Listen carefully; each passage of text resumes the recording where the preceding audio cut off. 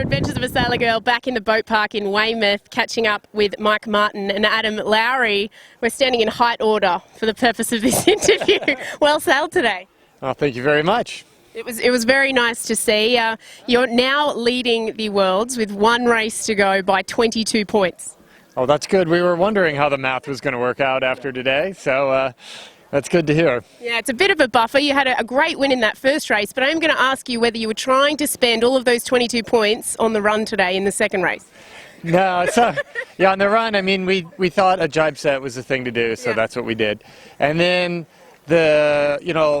Andy is there's a lot of people closer to us than Andy, and they all straight set so that we jibe back, and just to stick with those guys. And I think, we wound up kind of in a light spot. So we lost a lot of distance, but it was sort of the conservative thing to do, to stick with the people that were closest to us in the regatta. Yeah, sure. Now, Adam, what was the communication like on board when you knew you were losing a few boats at this point? Well, we knew that we had kind of sent it a little bit back into the middle of the course, and that there was some risk there because most of the breeze by that point was coming down the right-hand side of the course looking upwind. But, we knew that we were playing the long game, and we lost one boat there, but we stayed in the position we needed to stay in, and we didn't take risks. And that's really what we needed to do today to get where we are, and, we got to do one more tomorrow. I'm going to let you off the hook. I was going to say the lower risk option was actually to cover your main opposition, so you did a good job there. And speed in the breeze, is that because of this height combination? Well, it certainly doesn't hurt. Also, we live in San Francisco, and it's windy there, so we sail in big breeze all the time. All the time. Excellent. And this guy does quite a bit of work, I guess. Yeah, I think he had a big day today. Especially on the reaches, the spinnaker can tug pretty hard, and he was doing a great job. And, all the reaches we were able to speed away, and so, yeah. Mike's being very humble. Most of our good results, I think, are coming from getting the boat set up right before the race. And they're long races, so if you can get the boat really set up for the breeze, get it going fast, which Mike was doing a great job of, then it makes the tactics a lot easier. You can be more conservative and stay out of people's way, and, just moved gradually to the front. I was going to comment that your speed today was noticeable. It was like deja vu every single time around that top mark. You just seemed to have a little bit of an edge. Yeah, Andy and Tim are super fast as well. So, we've been duking it out with them for sort of the heavy air king title. But, it's kind of when we get the thing dialed in right, it's going fast, and so it feels good. And also picking and choosing nice spots to jibe as well. I noticed a few times you overlaid, even past the jibe mark in that first race. Yeah. The jibe mark can be a little bit tough because depending on where it is, you just got to do what you can do. On the second reach there today, we managed to sail a little bit high and take everybody had to take their kites down, and so we managed to sail higher than most and get some distance back. I think we've been doing really well on the reaches. And in general, I think our downwind speed's pretty good as well. So, we're just trying to sail conservatively and stay out of people's way. Yeah, very conservative, dropping the kite early, doing the jibes early, all that sort of stuff. Clearly you've got speed up your sleeves. Yeah, and I think you just look at the point we are in the regatta and where the players are, and we can afford to lose one boat and get a second, but you can't afford to swim. So, yeah, we're sailing very conservatively right now. Yeah, and so even that run in the second race, I gave you a bit of a hard time, but you weren't playing the low risk option. Well, no, we weren't. And then we got on those guys and got a little bit in front of them, and rather than trying to jibe ahead of them and go to the mark, which we probably could have done, we just decided, let's not do a close port starboard for exactly the reason that Mike said. We don't want to be doing 720s out there. If we lose one boat, that's fine. It doesn't matter how much you win a regatta by, it's just winning it, which is the important thing. And speaking of that, lighter conditions tomorrow, what are your tactics? They're lighter than today, but today was pretty windy. I think the forecast last time I checked was still for in the 15 to 18 range, and really I think we almost prefer that to the big breeze. So, so we'll be, again, sailing very low risk, conservative, and just trying to get a good result. So feeling very confident going into tomorrow. That must feel nice. Well, yeah, it would have been nice to not start the regatta with 2 shockers, but we did do that, and so we're in the position we're in. We got to go sail a good race tomorrow, and that's what we're going to focus on. Excellent. Well, hopefully you managed to finish it off. Very nice to have met you. I hope that you have a great day. Okay, thank you. Thanks, Nick. Here we are with Nathan Batchelor sitting in 2nd position. How are you doing? Very well, thank you. Yeah, having a great regatta, really enjoying ourselves. First 505 world, so yeah, any result's great. And 22 points up to the top, but still reachable. Yeah, we came here looking for a top 20, so we're ecstatic. we're ecstatic where we're coming, and whatever happens tomorrow, we've had a great regatta and we're over the moon. So yeah. So that's all you've got to say.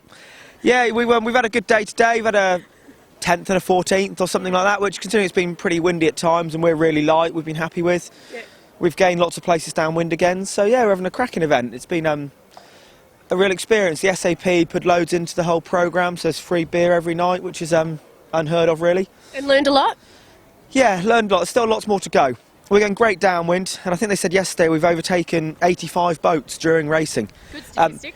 It is, but it means there are 85 ahead of us. So we've got upwind work to do for the future, so we need to look at that some more. We're light, we need to do a bit more to go upwind well, but stuff to work on. Yep. A 2nd is a good starting platform.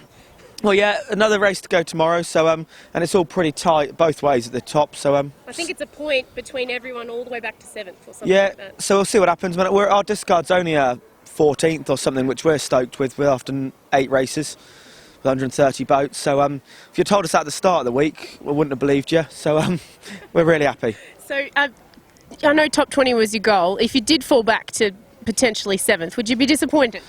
Well, it'd be a shame given how the week's gone, but it'd be fair. You know, I think that the guys at the top have been at it for years and have practiced and trained really hard.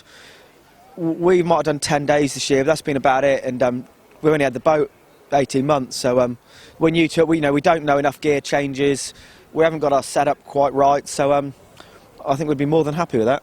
That's awesome to hear, because then at least, regardless of when you go out tomorrow, you'll be happy. Certainly will, yeah. Yeah, and you do have a pink spinnaker. Is that because of the new team, or what? No, is that a bad bet? No, there's a bit of a story to that. Sam Pascoe, my crew, he had a baby 2 weeks ago. Oh, cool. Or a week and a half ago. And before I entered, I thought he said it was fine to sail. I thought I'd better speak to his wife and check with her.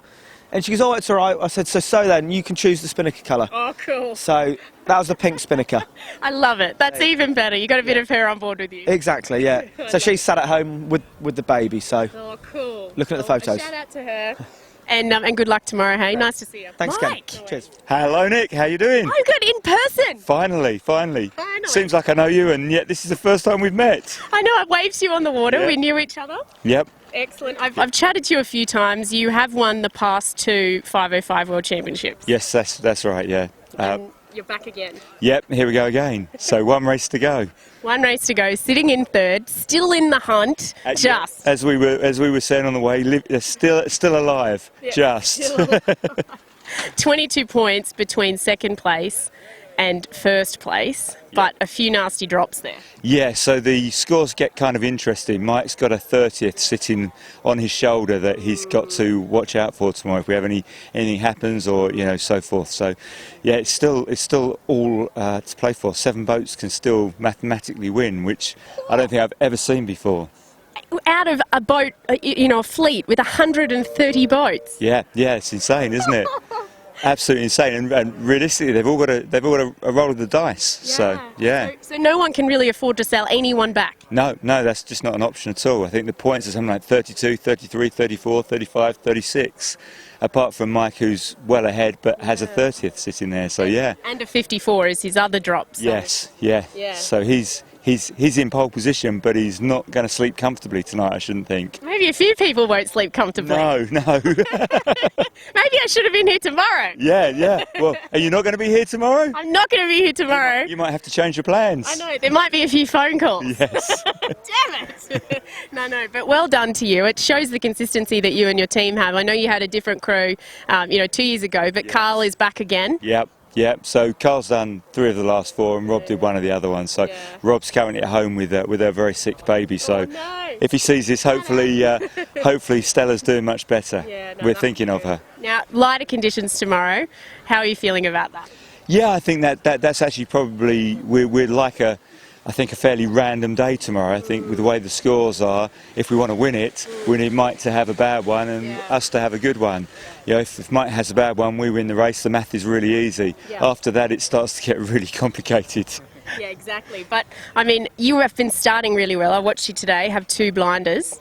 Yeah, that's the first time this week we've not been getting off the start line very well. That's that's been our real problem. So you want me to be here tomorrow? If you're helping us, give us a big push off the start line. That would be great. Yeah. Awesome. Well, all I can do is wish you all the best and send good vibes your way for tomorrow. Thank you very much. No worries. Nice to meet you. You too. This is Nick Douglas for Adventures of a Sailor Girl with Mike Arnold. Hi there. Nice to meet you, Mike. Great and lovely to be here, and thank you for finding me. I don't think why. Well, I know exactly why, because of this lovely lady just behind me. Oh, lovely. Yeah, well, there we go. Say no more. Look at it. It's absolutely fabulous, isn't it? It's beautiful, and you're sailing this boat in the 505 Worlds. Yeah, we're doing the classic side of the 505 Worlds, and it's hung together fantastically. Look at She it. is just beautiful. Wooden mast, wooden boom, wooden anything. I mean, even the helm's got a wooden head. I mean, it's fantastic. That's absolutely amazing. How old is she? Not quite as old as me. Hold on. 1956. You're kidding me. Not at all. Yep, incredible, isn't it? Yes, she's absolutely beautiful. And the classic fleet, how many boats are in the classic fleet? Sadly, only 10. 10. Yep. And none as pretty as this lovely lady. What is her name? Trulit. So I'm told when I bought it, and it seems to be, but I can't spell it. I love that. How long have you had her for? Well, I got it 2 years ago just to go sailing for 2 or 3 days on the sea at Felixstowe Ferry when the Nationals were there. Put it away for 2 years and dug it out 3 weeks ago and had a look at it and thought, right, well, let's go to the Classic Worlds. And here it is, hung together. I'm very pleased with it.